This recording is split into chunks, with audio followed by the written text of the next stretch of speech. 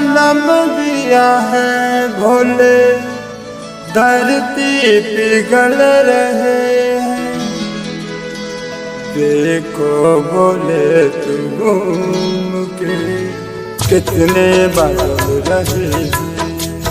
देखो भोले तुम घूम के कितने बदल रहे हैं। तूने जन्म दिया है भोले, धरती पिघल रहे हैं। देखो भोले तू घूम के कितने बदल रहे हैं। देखो भोले तू घूम के कितने बदल रहे हैं।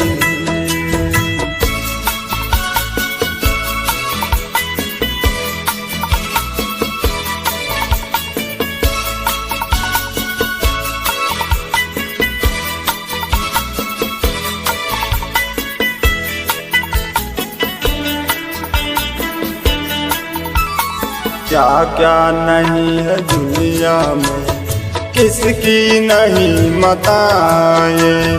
प्रेम प्यार से रहते हैं, किसको कौन सताए।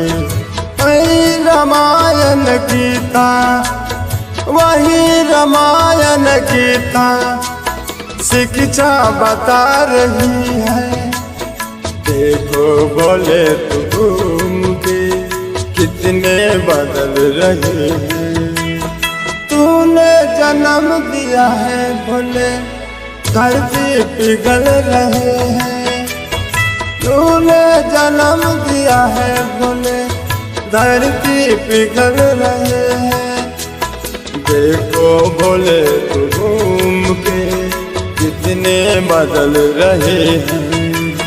देखो भोले तू घूम के कितने बदल रहे हैं।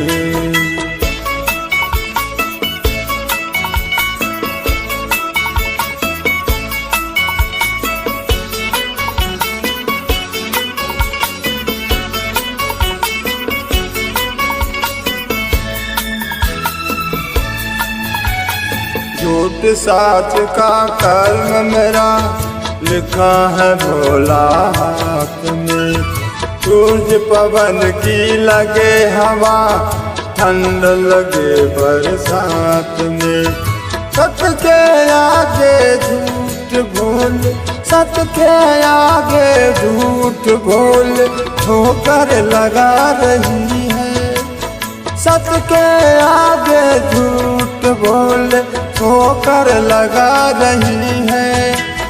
देखो भोले तू घूम के कितने बदल रहे हैं। तूने जन्म दिया है भोले, धरती पिघल रहे हैं। देखो भोले तू घूम के कितने बदल रहे हैं। देखो भोले तू घूम के कितने बदल रहे हैं।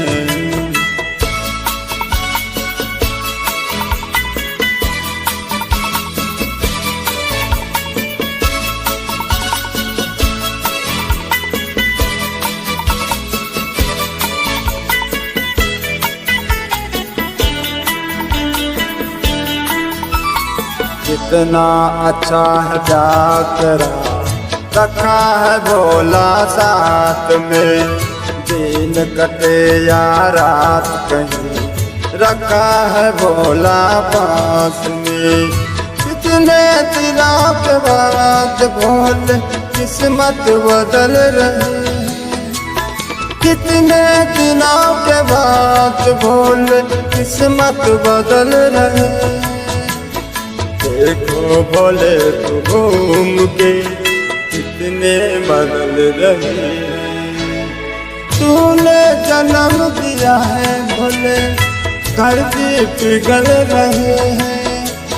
तूने जन्म दिया है भोले, धरती पिघल रहे हैं। देखो भोले तू घूम के कितने बदल रहे हैं।